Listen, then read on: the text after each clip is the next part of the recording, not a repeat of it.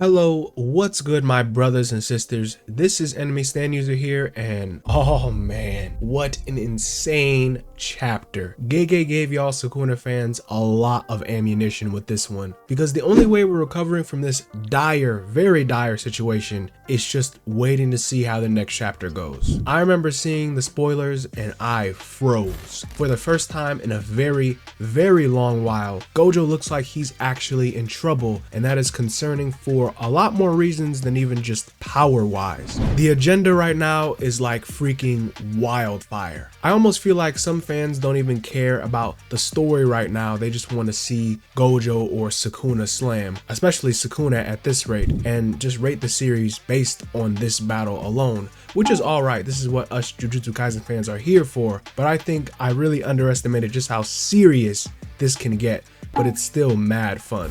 So today, let's break down this glorious chapter and all the insane details that Gege left for us, because there is a hefty amount of dialogue focus on this chapter, and the last 6 pages are just the peak of sorcery. So my brothers and sisters, let's hop right into it.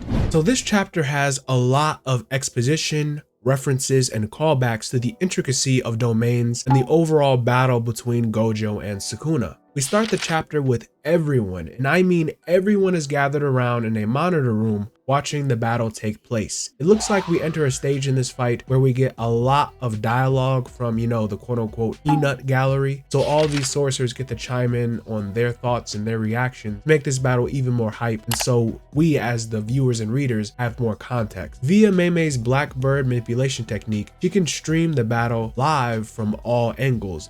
It looks like the viewers can sense their cursed energy as well, because there's actually a narrator or a battle commentator who states first that Sukuna is using domain amplification against Gojo's infinity. So it's awesome that it actually got confirmed. It's honestly the only real practical solution or option that Sukuna had to use to bypass infinity, besides using, domain expansion or the wheel. So I don't get why some fans thought Sukuna wasn't using domain amplification here. Even the sound effects were the same, and it mirrored the Jogo and Hanami fight. There is actually a confusing retcon when it comes to amplification, and I'll get into that in a bit, but Gege is a genius making this power system work. Yuta, Hikari, and Kusakabe mention amplification. Now the special grade curses use this strategy in Shibuya to neutralize Gojo's infinity. Hikari is fascinated by how it's actually used to neutralize Gojo-san's quote-unquote domain.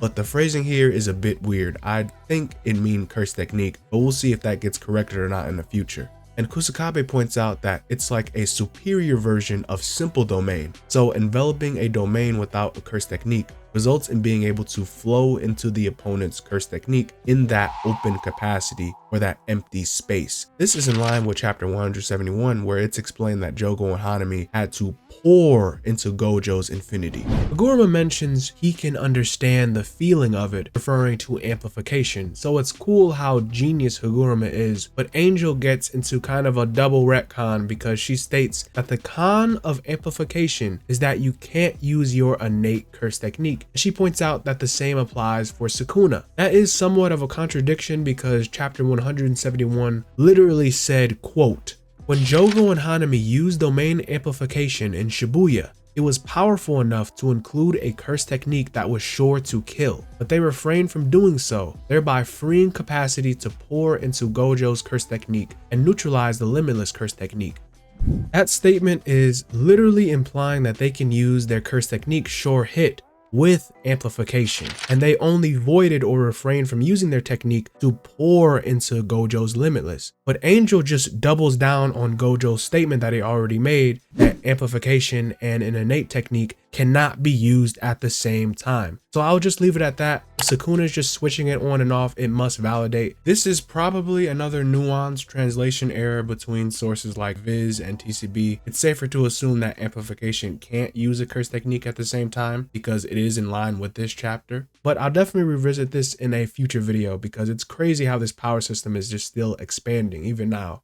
Angel goes on to say if Sukuna has another way to bypass infinity, like getting attacked by something other than just the blank domain amplification, then Gojo will lose. And you already know Sukuna literally has 2 more options to deal with infinity. It's already not looking too good. The sorcerers like Panda, Miwa, and Kirara kind of go back and forth on why Sukuna isn't using domain expansion if he's fighting Gojo without using a proper curse technique, but they all sort of conclude that it's not easy to determine the outcome for how the domains will work. Kirara questions if the sure hit effect could penetrate or bypass Gojo's infinity, and Yuji mentions a very nice callback to chapter 15 when he said that the sure hit would reach Gojo. Remember in the versus Jogo fight way back when, Jogo pointed out that his Jujutsu will reach Gojo despite his infinity because they were in his more potent or his more dense domain. Honestly, these first 4 pages check so many boxes about curse technique neutralization and domain combat. It is awesome, and we're not even in the nitty gritty yet.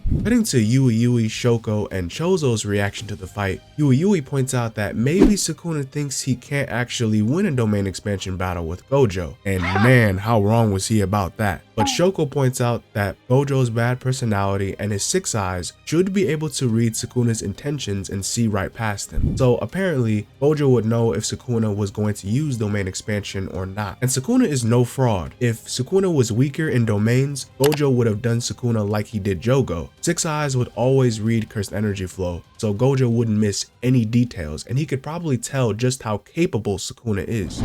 So then Chozo casually, he just slides it in. Chozo casually mentions, what if their domains don't actually clash? Huh? Like y'all know, according to Inumaki and Yuji, I don't think Sukuna's domain expansion actually closes off a barrier. Is this nigga? Bro, I shit you not. Chozo had the whole squad bugging out. The tone immediately shifted as even the strongest among them like Shimo, Hakari, Yuta, they can't believe it. Bullshit, impossible, it's absurd. So Chozo, Inumaki, Yuji, you didn't want to share that very important bit of info with the rest of the class? You could argue maybe they did get informed before, but doesn't seem like it. The group is acting like this is the very first time that they're hearing about this. This is the first time Chozo is talking about it. Bro, hell no, Gojo went to this battle not knowing about the open barriers like Malevolent Shrine. This shit wiped half of Shibuya off the map, and these 3 are just gonna keep it to themselves? Either this is just so nuanced that it just doesn't matter in the long run, or their battle preparation was lacking, because that's a very crazy oversight for a whole freaking month of prep. Moving on though, funny enough, Miwa is kind of lost about all this crazy complicated domain talk since, she is in a room full of very experienced and powerful veteran sorcerers. But Miwa is top 1 at the end of the day. But for real, she asks, is it impossible really? This is definitely like a moment where Gege is kind of holding our hand and re-explaining how open barriers work. But Kusakabe gives her a little demonstration. So he asks Miwa to give him the water from over there. She reluctantly throws him the water bottle as well, but no. What Kusakabe asked for was for the water itself, not the bottle. So she just funnily kind of just opens the bottle and splashes the water on him. And that's actually in essence how an open barrier domain would work, to in a sense hold the water without a vessel. It's impossible. Kusakabe gets a little philosophical and goes on to explain, can you draw a picture on air without a canvas? Will a flower bloom from a seed without a stem, root, or leaf? Maki says it's like running software without hardware. Whatever it is, it's completely impossible. It was stated before in chapter 223 that a master of Jujutsu is a master of subtraction, and Sukuna and Kenjaku have omitted even the barriers of their domain expansion, making them nigh on impossible to defend against. This is truly like a divine technique that is the pinnacle of sorcery. Really, you shouldn't call the domains barrierless like what's said often, because they actually do have barriers, but they just skip the step in which they close the barrier. So it is an open barrier. And Sukuna specifically has a binding valve for his domain expansion, which lets his effective range become vast and wide. The sorcerers begin to discuss how Megumi's domain expansion was similar to being that open barrier type as well. However, his was incomplete, and Megumi used the environment as the domain's outer outline and that wall. So it was enclosed not with Megumi's barrier, but it was enclosed via physical structures, and it didn't have a sure hit effect. So his domain was on a much lower level than what we're talking about here. But it actually is cool to see Chimera Shadow Garden's potential to be that open barrier type in the future. That would be awesome to see. Chozo mentioned Kenjaku also has an open domain expansion type as well, and he used that against Yuki's simple domain. His domain managed to easily shatter apart her simple domain. However, if Yuki did use her actual domain expansion barrier, Mei kind of hinted that there may have actually been a battle for Yuki's sure hit effect. Kenjaku hinted that in their battle as well, and it would have been more interesting. Mei also mentioned something very interesting and very complicated as well, because she points out the topic regarding closed domains versus open domains. It won't be a true domain clash between two domain shells or outlines like we're used to. In that case, you take into account who the domain's outer shell belongs to. Kusakabe adds that the sure hit effect is imbued from within the barrier, so it would only clash against another barrier. It sounds like how I'm reading it, the sure hit will clash only inside a closed domain's barrier. When they're talking, they don't yet know what the barrier clashes with when there's no other barrier, but we see later that Kusakabe's guess was right. Ino jumps in on the conversation and asks about the domain expansion's cursed energy toll that it takes on the user, because you can't use domains that often with how they eat up a huge amount of cursed energy. Yuta and Inumaki interject, stating Gojo doesn't run out of cursed energy, and the Six Eyes lets him use cursed energy super efficiently. They also say Gojo can keep his cursed energy consumption less than what's naturally replenished over time. As we understand from chapter 76, Gojo has RCT running around the clock to preserve himself, plus Six Eyes keeps his cursed energy use next to zero. But Ino mentions if domain expansion is used consecutively, the case should be different in how his cursed energy is replenished. So we know Gojo can use his domain expansion multiple times a day. However, even Gojo is susceptible by a domain's after effect with that curse technique burnout when it's used over and over. There are multiple panels that do point that out. Even Gojo can suffer from burnout for a time. When talking about Sukuna, Kashimo interjects and says Sukuna's cursed energy efficiency is godlike. He praises the quality of Sukuna's curse technique and his method of switching between domain amplification and Sukuna's own innate technique. He even goes so far as to mention if Gojo did not have the Six Eyes, Sukuna would be winning considering cursed energy efficiency alone. But this next part is especially hype. Yuta states Sukuna's total cursed energy is greater than his own. Of course, we know that Yuta has one of the largest cursed energy reserves in the entire series so far. Yuta senses that Sukuna's cursed energy is at least twice as much as his. And you know that's already crazy enough, but you have to consider Yuta's cursed energy is boundless on its own. With Rika, it's actually stated that Rika is a spirit of endless cursed energy, so it's unquantifiable. And here Yuta is saying that Sukuna has twice as much. That is straight fire. That's bonkers. I know the boundless cursed energy claim is a bit weird considering that Yuta has a limit, but with Rika, we don't actually know the limit and it might as well just be endless. So either way, Sukuna is just better. Kusakabe mentions when it comes to cursed energy levels, Gojo and Sukuna are not limited, so it's not even a factor for why they aren't using their own domain expansions yet. I think we have context that cursed energy and compatibility matter in domain battles, but right now with Gojo and Sukuna, it's gonna come down to compatibility. Gojo has infinite cursed energy and Sukuna has a more boundless pool of cursed energy. So Momo presumes maybe even they don't even know what happens if they both expand their domains, which may be true. However, Aguruma gets everyone's attention and he says, "Here it comes." My brothers and sisters, we are here. After nearly 5 years of this Gojo versus Sukuna debate, we have made it to a domain expansion clash between the strongest sorcerer in history versus the strongest sorcerer of the modern age. We don't have to fantasize anymore. We don't have to theorize. We are here together witnessing peak. In the midst of a chaotic frenzy of two godlike domain users, the narration utters a single phrase: evenly matched. Inside Gojo's barrier, both of their sure hit effect techniques overlap and cancel each other out. In a battle with two sides expanding their domains, if either of them gets severely damaged and the domain collapses, the sure hit effect will retaliate and strike the opponent immediately. And everyone, especially Kusakabe, is freaking out. Like for real? And Mei is sweating. She says it can't be. The narration booms. Evenly matched. Within the barrier, they are evenly matched. The effective range of Sukuna's domain extends past the shell of Gojo's domain. The barrier of this domain is weak against attacks from the outside. We then see Gojo's domain shell begin to crack, and then his entire domain collapses with only Malevolent Shrine remaining. Sukuna looks down at Gojo and has the most smug, sinister, and demonic grin on his face as Gojo stands there, dazed and confused. Instantly, as Gojo's domain was expelled, Sukuna's Malevolent Shrine slashing attack severed Gojo's neck in a deep gouge, bypassing infinity and giving Gojo his first ever wound in over 11 years. The editor's note states, "The strongest domain has been destroyed. The vicious blade shatters what was once untouchable." Guys, when I saw this panel, I was shook. I froze. I was taken aback.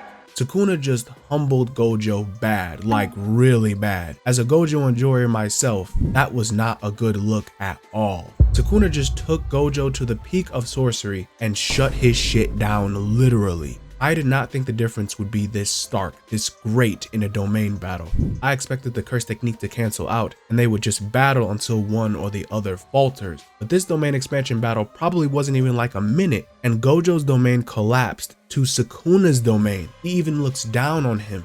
I think there is a partial skill difference to factor in, but this was mostly a matchup specific thing because apparently open barrier domains are just that much more OP. All the stuff about the divine technique and Malevolent Shrine being a masterpiece is true. As far as refinement goes, we still don't know what factors go in, but they were equal at first. Even the endnote calls Gojo's domain the strongest. Granted, those are in quotation marks, and Gojo literally got his shit folded, so I'ma take that with a grain of salt. But Gege is just such a troll because he knows how this looks. And if you ask me, of course Gojo is still alive. For me personally, Gojo being absent for 3+ years in real life, dying 4 chapters in the fight, it's barely a mid-diff. Sukuna revealed nothing. No flames, no open, no wheel, no Shikigami, no 10 shadows, and then seeing Sukuna's smug ass face having the last laugh? Hell no, brother. That's actually stupid to me. And please forgive my harshness, but that is kinda terrible. And I know some of y'all knuckleheads actually think Gojo's cooked here or about to get decapitated next chapter, and that's pretty wild stuff. But there is a lot more we should see from this fight. Knowing Gege, he might throw in a Gojo flashback just for the fun of it. Gojo should have reverse curse technique already active. You know, it's active at all times, even if his own curse technique is burnt out. Unless a domain's cursed energy exhaustion actually affects reverse curse. Ino actually touches a bit on this. Now cursed energy replenishes, especially for Gojo in certain situations. But now Gojo has to deal with a relentless Malevolent Shrine attack with no curse technique, and now he has a sliced neck. I truly don't have a better answer right now other than prayer, reverse curse technique, and Gojo pulls a MacGuffin open barrier limitless void to somehow get through this. It really would just be super goofy if the most hype character in the manga had a shorter fight than others. He needs to at least get his footing back. But I really like this chapter because of the insane depth in the domain intricacy. It's actually rewarding to see, even if it is stuff that we've already known. It's good to see them talk about it. And this competitive aura of Gojo versus Sukuna, it's just so infectious. I love it. But you know, the worst part about this is how it makes Gojo look. Gojo had a perfect record, albeit 10 to 12 years as the strongest sorcerer in the world. Sukuna has 1,000 years engraved in history as the top dog. And you know, he's still top dog. It's insane how clearly Gojo got shook in a battle of domains. Limitless Void just felt like a placeholder, and Malevolent Shrine took the W in that battle. Gojo's domain was the one that overlapped. His domain was the outer shell, meaning that Malevolent Shrine transcended an entire dimensional space to break it from the outside.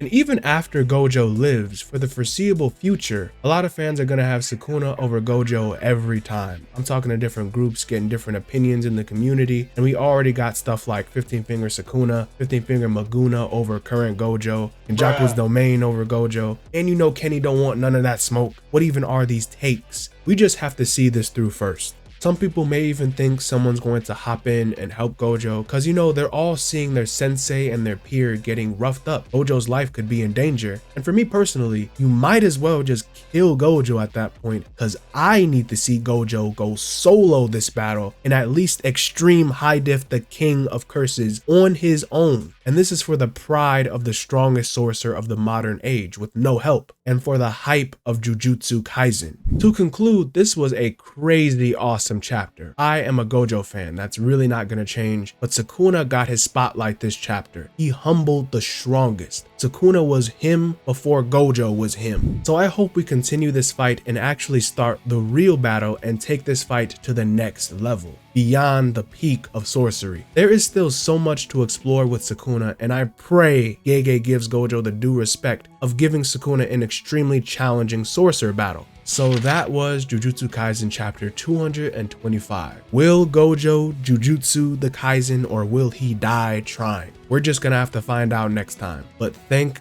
God there is no break next week, cause that would be hell. And I appreciate you guys. Please comment below how you guys feel. Will Sukuna win? Gojo win? Will they reach their limits? I don't care, whatever it is, but I'd love to hear you awesome brothers and sisters voice your opinion in the comments. I'll probably do a discussion video or a stream about this soon. Maybe both, look out for that. But this has been Enemy Stand User, and I'll see you awesome guys in the next one. Bye.